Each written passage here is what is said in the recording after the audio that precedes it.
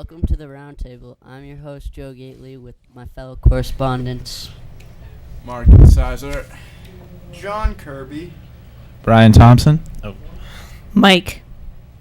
All right, let's get started with the Red Sox. A strong 2 opening weekend games. Going 2-0, but unfortunately lost last night against our bitter rivals, the New York Yankees. Still early, but looking stronger than last year. How do you guys feel about the strong opening to the season? I think the Red Sox are going to be one of the best teams in baseball this year. Statistically, they're the best right now behind the Nationals, who are supposed to win the World Series. It was a it was a pretty solid series. And against the Yankees, they're a decent team, but, you know, Nothing special. they're going to be the worst team in the AL East this year, probably. All of the AL East and ESPN's power rankings are all in the top half. Yeah. Well, I think it wouldn't take much to be better than last year for the Red Sox. Very true. They were better than the Yankees, so that didn't take much either. Well, it did. They kind of lost last night. Yeah, well, when the Yankees play Pettit and Mariano from the core 4, that's when they can win. But those guys are both going to be gone next year, and the Yankees are getting ravaged by injuries. So nothing you can do. A-Rod. We miss A-Rod, so. And Jeter and Teixeira. Yeah, I know. And All I can Hughes. say is I will watch again when we're in the World Series.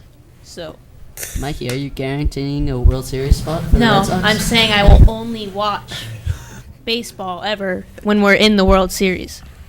That's when I'll believe that we're good enough to win. All right. The Red Sox new manager, John Farrell, is heading back up to Toronto, where he last managed. And how do you guys feel about his return to Toronto and the series we're about to have with them? I think it's going to be a rough series. I'd like to see the Red Sox win at least one game. It would be really it would be really nice if they could just win the first one for him. Definitely going to be emotional. So It'll be a tough series for the Sox, especially with the new faces that the Blue Jays have added to their lineup. They had an unfortunate series last time, giving them a 1-2 record, but they're definitely better than their record shows so far. I don't know. They put their best guys out there and managed to get a 1-2 record, so I think that might be indicative. While the Red Sox have a 2-1 record. against the Yankees, the Red Sox played. Yeah, Who did Toronto play? Orioles. Exactly. The Orioles are not that much better than the Yankees, Mark, and you know that. The Orioles are a very good team, especially after last year's playoff run. They made the playoff once in like 30 years. They're Last not- year, that's what we're saying. Okay. We try and be most recent on this show. Be up to date. Okay, Mike. All right. The home opener is on Monday. After a decent showing in the first 3 games, are you starting to get a little more excited about this team and their season? I was already pretty excited, if you couldn't tell. Yeah, I think John touched on it last year. I think any improvement, which has already happened, John Kirby. Not last year, though. What? Any improvement from last year would be nice to see, and I think they've already done that, winning 2 games of their first 3 this year. All right. The Red Sox new face and Jackie Bradley Jr., his first major league homer last night and the first of the team for the season. Yeah, what did I say? Last show I said, this guy's going to be a big dog for us. So I think he certainly stepped up to the plate, and, that was a booming home run. So he hasn't shown any of those rookie problems that you tend to see. So. Well, he didn't get a hit he's doing a lot worse in the regular season than he was in the preseason, but I think That's expected, Brian. You just said he didn't show any of the rookie. All right, we're getting a little heated here. Let's just calm it down. Thanks, Mike. He did have the first home run of the season for the Sox. Yeah, and while it wasn't his fault, he was the last one up and managed to strike out on 3 straight pitches from Mariano, who, granted, is the best closer ever. So that's understandable. Jackie Bradley Jr., he's a great player, but it's difficult to go up against one of the best closers in Major League history. The best. The best. The best. Arguably. No, Definitely. he's the best. Who else? He's the best. Who else? Indubitably. Name me somebody else. Mariano Rivera being the best Mariano. closer Mario. in MLB history is indubitable. There's no Mark, who would you argue that was is my the word. best closer in MLB history? I think there are a bunch of names, but Like who? I could go on and on, but Just You give me know- one. Kurt Schilling was Was a great starting pitcher, yeah. Exactly. And so as far as closers, I'd have to go with John Lester. John Lester's The guy- also a starting pitcher, though. Now he is, but he wasn't. he has closed a few games in his history. I don't think he's ever closed a game. All right, guys, Yeah, have let's you looked at it? let's just keep on Let's moving move on. forward. Let's go to the So- final. Tickets are still widely available for Thank the you. season. No longer any $6 tickets, but some tickets for the secondary markets can be found for under $20 and under $50 for opening day. What do you guys think about that? I think it's indicative of the hopes that the Red Sox have for the season. But, I think it'll continue to fluctuate until it's steadily seen that they're a good team or not such a good team. Yeah, the tickets have definitely gone up since the beginning, since even before the season started.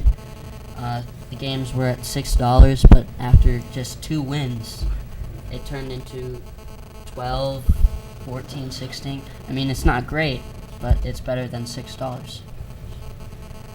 Alright, going on to the NCAA Final Four. We have some live footage for you. Go to Joe.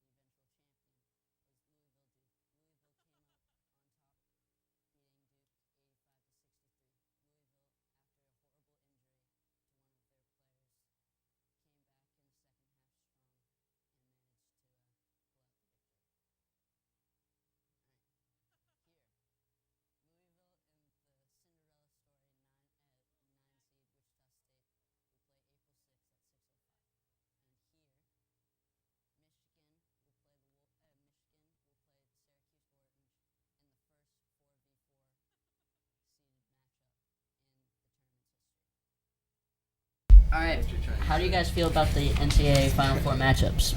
I'm very excited. Unfortunately, as many of you know, Louisville lost Kevin Ware to a gruesome leg injury, and but I think it's going to be an exciting Final Four. Rest in peace. He's not dead, Mike. Not dead. But he's resting, so we'll give it to you. Can you not rest in peace? Even if, like, Alright, It's a turn of phrase for dead people. Mark, what are your picks? rest in the hospital in peace. I just have Louisville winning it all at this point. Or Syracuse. Yeah. I think Syracuse has a great chance also. That would be my final at this point. Yeah. Mine as well. I actually have Syracuse winning on my bracket, so.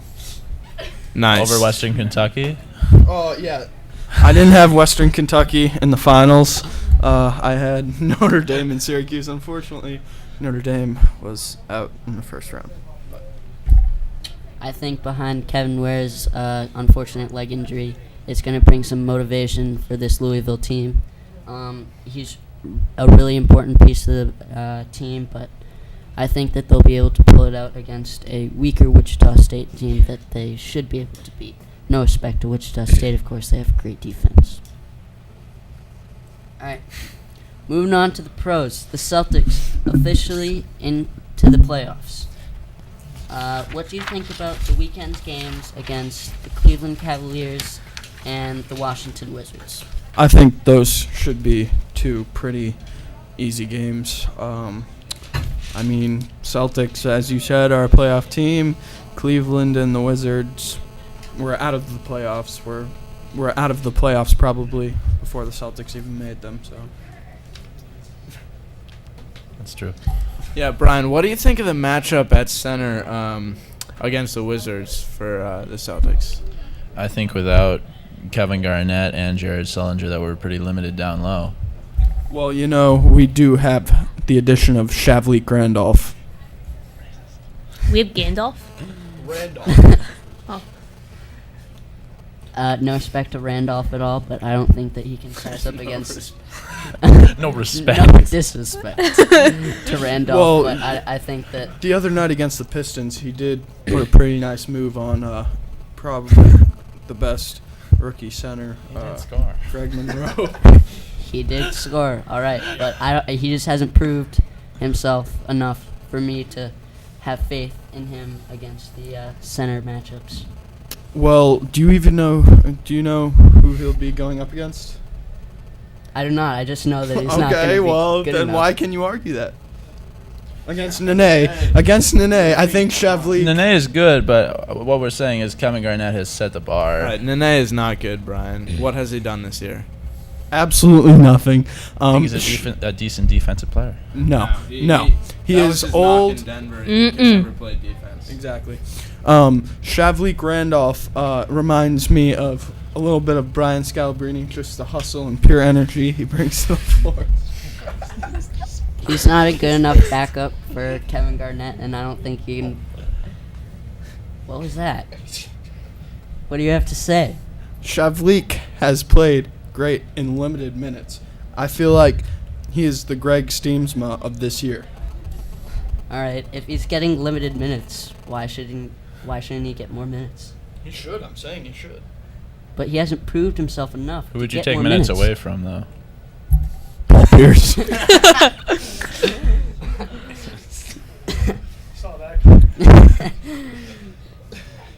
Who would have thought? Well, we got some stats here between Jeff Green and Paul Pierce, brought in by our own John Kirby. John, what do you have to say about your stats? Well, looking in the clutch category, Paul Pierce is a negative .9 plus or minus, but Jeff Green is actually plus 6.2. Jeff Green also shoots 75% from beyond the arc, and Paul Pierce has 100 more minutes in the clutch than Jeff Green, roughly, and he has made only one more shot. All right. Clearly, we have a superior player here. Paul Pierce. No. All right. Jeff Green is still on fire. Do you think it's because of the increased minutes, or what do you think it is? I think that he's just a great player. I think he has star potential, and I think players are going to want to come to Boston to play with Jeff Green. I think he's just very athletic, and now that he has come back so well from his heart surgery and proven himself, I think that players will want to come here and play with him, and that he is stepping up his game more and more. And I think it has somewhat to do with increased minutes, but I also think that he has proven his potential. Do you think when Kevin Garnett gets back, Jeff Green's touches on the floor and even some minutes will be cut down? Most likely a little bit, but I'd like to see Doc Rivers do the smart thing and give Jeff Green some more minutes, sit Paul Pierce a little more, and let Jeff Green do his thing. Kevin Garnett with his ankle injury, do you think he'll be back anytime soon, or are they resting him up for the playoffs? Well, I think a lot of it has to do with rest, but I think he'll be back so that he has his legs under him and everything for come playoff time, and I think they'll probably rest Paul Pierce a few games. All right, in other NBA news, the Heat streak is over. Thank It's over. God. Heard it here. Thank God. We heard it here probably last. It's been a while, but we had to wait. So, as well as the Nuggets win streak is over. Jason Terry said he was not impressed with the Heat or anything they do. Do you think that that's just smack talk for the playoffs, possibly, or it was just smack talk for the game? No. They had to go? I don't think so. I completely agree with what Jason Terry said. I'm not impressed with the Heat. They won Not- like 27 games. not in a impressed. row. Yeah, that's what you expect from the people on this team. I expect more from them, actually. I mean, they have 2 Hall of Famers, maybe. No, they have 3 because of Ray Allen, but possibly 4 with Chris Bosh. They have a maybe. Yeah. They have a great center in Chris the Birdman Anderson, and and I just think that they should have done better. I think that it shouldn't have been 27 games. The Celtics should have ended it. Paul Pierce ruined that, but yeah, I agree with Jason Terry. I think Doc Rivers ruined that when he designed the play to go to Pierce. If anybody ruined it, I don't think anyone ruined it. It was Pierce. Yeah, clearly. Yeah, I think that one was definitely on Pierce. I don't know. The play was designed so that they could get an offensive rebound, so that he could get a quick 3. All I remember was Pierce not completing. I agree with that, but Paul Pierce had his chance, but failed once again. Does the trash talk hurt or help those in the line of fire? Do you think this gives the Heat fire to win even more? No. I think the Heat are lazy, and I think that they're not even going to pay attention to what Jason Terry said. I think that if the Celtics play them in the first round, the Celtics are going to win. I think the Bucks would even have somewhat of a chance against the Miami Heat. If Brennan Jennings were to get hot, J.J. Redick, Monte Ellis, 3 prolific scorers right there. All right, that's your opinion. Moving on to the Bruins. Yamir Younger joins the Bruins in a trade, scoring his first goal of his career in Boston last night. How do you feel about this trade? I mean, he's old, but he can still finish, and I think he's a good addition. I'd agree with that. He is the leading scorer now that he's joined the Bruins, and he definitely helps on the power play. A longtime Bruin in Patrice Bergeron suffers his 4th concussion of his career. How does this go for the team? Is it time to let him go because he's so injury prone, or just because he's been here for so long, do we just keep him going along? Maybe a stronger helmet would work. I don't think letting him go is going to help us at all. I mean, 4 concussions, obviously there's something, he's doing something wrong. Maybe, I don't know, work on a better helmet. That's my main concern. Yeah, Brian, what do you think about his play style? Do you like it, or do you think with age it's getting a little slower? I like it. Why do you like it? Because he can score. Oh, Bergeron? Yep. No, we're still talking about it. How are we talking about? I don't know. I mean, he's definitely. I think he might have been slowing down a little bit, but he can still produce, And he is injury prone, obviously, but I don't think it's anything too bad. 4 concussions is pretty bad, Brian. Yeah, I know, but over the span of years in the NHL, it's bound to happen. It's nothing he can really control. He plays very Aggressively. Yeah, Mhm. and hockey Yeah, I is mean, that's why you get a lot. So does this mean he should start playing less aggressively? I don't think that he should be passive. I think that he should definitely get a better helmet, but Yeah. The structural integrity of someone's helmet, I think, is the most important part of the game. Okay. He will not be able to play in the huge game against Montreal this Saturday. What are your thoughts about the game against our arch rivals? We're going to kill him. Yep. Why do you say that, John? Well, I think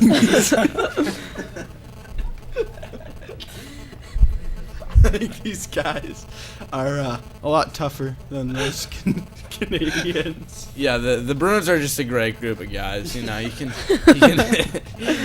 camaraderie. Yeah, they got great camaraderie. I've heard that off the ice, they're all together. They're all in this together, and they just look like they have it. They're coming together at the right time, and I could really see them winning this game. Could not agree more. Me too. With so many concussions now in sports, should any action be taken in in regulation leagues and change rules, or is that just the risk those who partake in sports knowingly take to become a pro? Well, I said it once and I'll say it again.